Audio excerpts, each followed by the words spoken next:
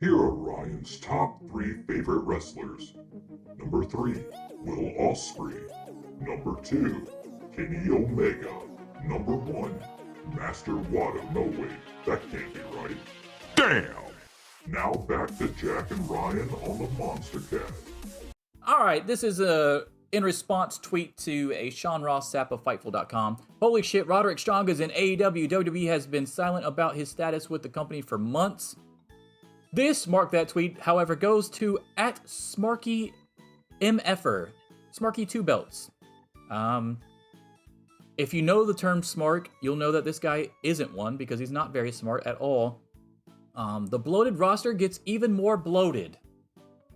The reason it's not a very in-depth tweet that we can pick apart like we usually do, but I just wanted to do this because I did a little history myself, alright?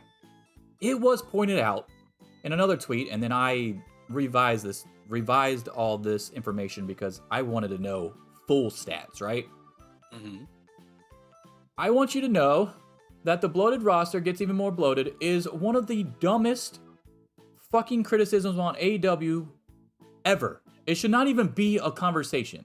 Just because they announce every time somebody gets signed, it just feels like they have a huge roster, right? If WWE put, hey, this person is World Wrestling Entertainment, right?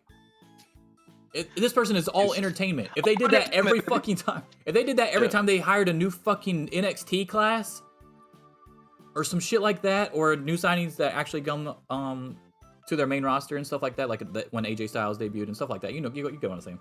If they did that every time, you guys wouldn't even be fucking talking about this. It's literally due to the fact that perception is reality on social media, that because they put everybody that they fucking signed to an actual contract, that you just think their roster is more bloated than WWE. I will point out the facts before I let you get to this.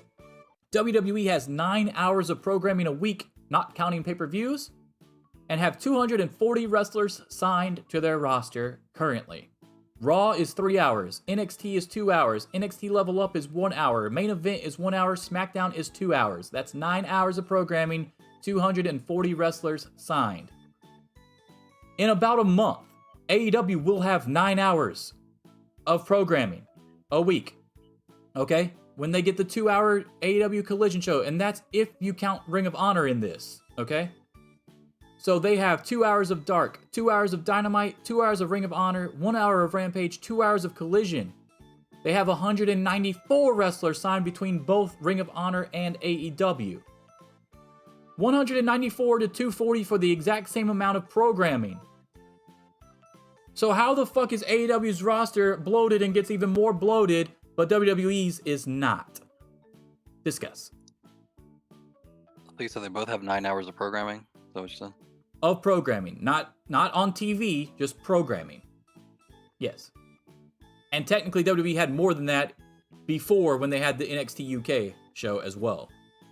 But I'm not counting it. I'm not even counting Collision. Like, even if I took Collision out and replaced it with Dark Elevation, it's still going to be like close to 2 hours anyway. That's why I say in a month, because I'm counting Collision instead of Dark Elevation. Okay. So per hour of available airtime, that means that WWE has 26.6 repeating wrestlers per hour of programming, and AEW has 21.5 wrestlers per hour of programming that they have available. I would argue that it's pretty fucking impossible to feature 26 wrestlers an hour. It's pretty hard to do 21 an hour, but if you do a couple trios matches, that's 12. So you're at least getting half, and you could feasibly do it with 2 tag matches, 1 singles. I mean, you have 2 trios divisions, because I counted Ring of Honor as well in this. So they'd be a lot more likely to cover their roster than WWE would, because they don't even have a trios division. Right. Yeah, and then are we counting screen time even if they're not wrestling? So like if Solo and the Usos show up on the outside, are we counting that as a wrestler being utilized and not bloating the roster? Yeah, I mean, I guess we could count it, but it still doesn't make WWE look any better compared to AEW. Yeah, just from a raw numbers point of view, this doesn't make any fucking sense. Their roster is not bloated if they have 5 less wrestlers per hour of content to feature. I guess it is more bloated if you consider the fact that WWE wrestles for 30 minutes on every 2-hour show, and AEW wrestles for fucking an hour and 30 minutes per show, then you have less people that you can put in there. But with all the fucking replays and ads and fucking shots of the commentators that have to fucking talk to you for 5 minutes about something, or Cody Rhodes coming out and fucking showing you something from fucking 2 weeks ago that we already fucking know about, that's literally based off the entire fucking storyline that you got going on, but you're gonna show us anyway. Pointless shit like that, then maybe. Yeah. Maybe he also thinks the WWE roster is bloated. We didn't ask. But no one says that. So no, I don't think he thinks that. I doubt it. I doubt he thinks that. It's the same bloated roster thing is the same thing that we were talking about earlier about AEW has too many titles, but WWE doesn't. It's fucking stupid. It's almost like WWE probably has so many titles that you don't even fucking know all of them, honestly. Yeah, because of the NXT stuff too. But okay. So do you know that NXT just brought in the fucking Heritage Cup thing from the UK too? Yeah. It was like the UK Heritage Cup, but they're gonna rename it to the NXT Heritage Cup, and they're gonna fucking have that as well. If I'm trying to make this guy's best argument for him, he might be trying to say that they have too many people positioned in the upper mid card and top of the card, or that should be there, and it's bloated in a specific section of the card, which I could see an argument for. But that's not making AEW sound bad when WWE has so many more wrestlers, and the reason that it doesn't feel bloated is because you either don't use half of them or because you don't want to see half of them at the top of your card. So yeah, you're making a complaint about a company that's not even a bad thing to complain about. Yeah, you're basically saying, hey, there's too much talent here. What are we supposed to do with all these talented wrestlers? We only have a little bit of space at the top of the card. Like, obviously, you're probably not going to go put Roddy Strong on fucking, well, it's gone now, but Dark Elevation or whatever when you bring him in. So if they're saying that it's bloat in a specific area, you're just complimenting the company. You're just saying, wow, their roster's really strong. That's what you're saying. This is wildly fucking stupid. There's no such thing as a bloated roster. Because at the end of the day, you can still cycle people in and out in your storylines and have them take weeks off, or yeah, it's just that AEW does it better than WWE does it. Right, or have them integrate with each other's stories, just in passing, or like quick little programs, like the Outcast or whatever. and JAS did with Adam Cole. Right, exactly, and they'll probably not work with them too much going forward after this little thing shakes itself out or whatever. But or Adam and Britt might have one mixed tag match out of it, or whatever they end up doing. But it's not going to be a situation where, because you have Adam Cole and Jericho on the same roster, and they interacted this one time, now there's no place for them ever again after they both go their separate ways. Like, they'll both find things to do. It was just a thing that benefited that stable and that stable at the same time, and they made a deal. Right. MJF's been doing it how many times? Right. So it's a weird complaint to have. You're basically saying that the company has too many good people. It's pretty fucking stupid. This is not the it's beyond stupid. Like, this is you know what? WWE's roster is bloated too. After Roman Reigns and there's no one up there, everyone else is bloated together.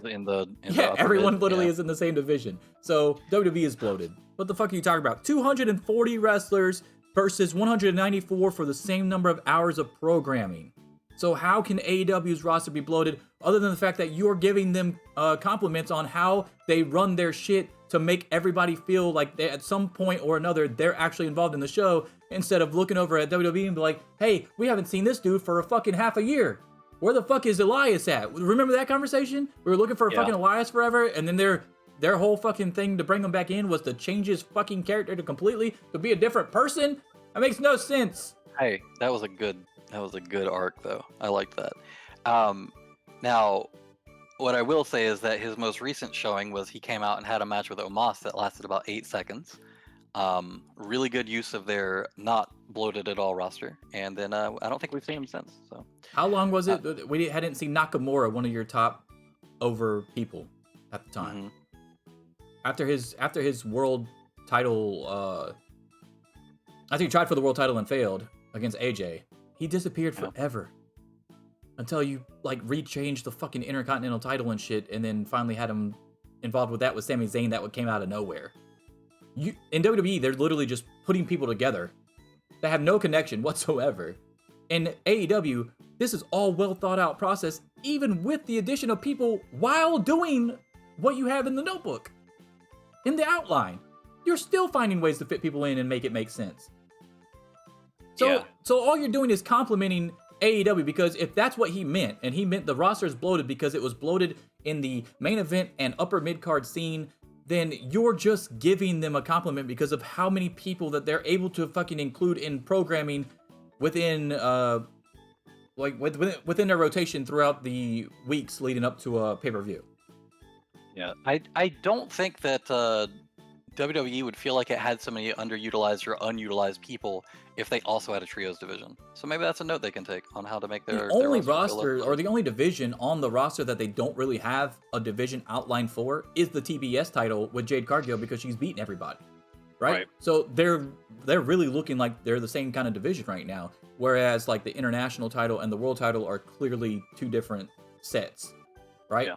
So once Jade finally loses, I think that division will form.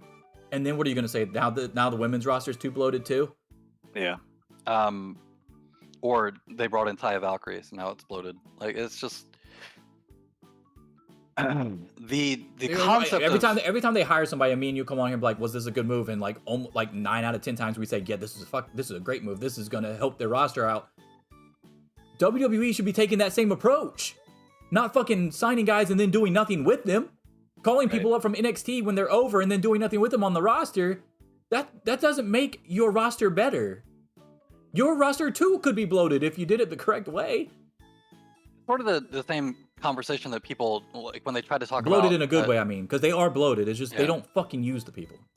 This is a weird comparison to make, but I'll have conversations with people sometimes that like literally believe or will say silly shit like, "Oh, Earth is overpopulated and we already can't support like the amount of people that we have now or whatever." It's like, well, that's actually not true at all. So the WWF, not ours, but the World Wildlife Fund, they actually run a report called the Living Planet Report or whatever that actually talks about the sustainability of things on the planet. And what you find in that report is that the planet Earth can actually sustain about 9 billion people, but the reason that you have the issues that you have now is about distribution and allocation. And it's the same thing in a much smaller scale when you're looking at companies or when you're looking at rosters, where you might have what seems like a lot of people, but the problem is not that it's actually a lot of people, it's that the distribution and allocation of how you're using your resources to equalize the different populations or the different groups of those people, that's what makes things seem bloated. In WWE, you have that, like you said, like immediately under Roman, there's a pretty big bloat of people that they just have working aimless and don't really have anything to do because they've already had their match with Roman and don't have anything to do, and they've lost their match to Gunther now. Now what the fuck do they do? What do you do with Sheamus for now? Sheamus feels like he's kind of bloating that area of the roster. Like, he doesn't really seem like he's adding any value. Isn't that weird? Like, that's not a great time to have two really long-term champions. Your two top champions both have huge runs at the same time. That's not very smart, in my opinion. Yeah. So it's an observation that people make because they look at the raw number of how many people are there as opposed to how to better utilize the number that is there to make space for potentially even more people and to make a product better. So this is just another stupid fucking thing that people say in all kinds of different contexts without understanding that what's always mattered is how it's allocated and not how many people are there in a raw number. We could But we're looking at this. AEW still short. AEW still smaller. We're looking at this. We think he said it in the dumb way, the WWE Mark way. But Right. even if he said it in a complimentary way to AEW, all it does is make WWE look bad because of the way that they handle their roster, which is fucking almost 50 more people. Mm-hmm. So yeah, so you know what we got for you. This is for you, Smarky 2 belts. Give it to him. Listen up, you prick! You don't know shit! Your opinions suck! You fucking mark! Yes. Never You gets fucking old for mark. me. Perfect Never for gets old. Smarky 2 belts, honestly. Never gets old. You fucking smark. Hey guys, did you like that video? If so, don't forget to subscribe to the channel. You can also catch full episodes of the MonsterCast on Spotify, Apple Podcasts, and Google Podcasts. And you can also catch us live every Sunday on Twitch. All links in the description below, along with some sweet merch from yours truly, the MonsterCast. Deuces.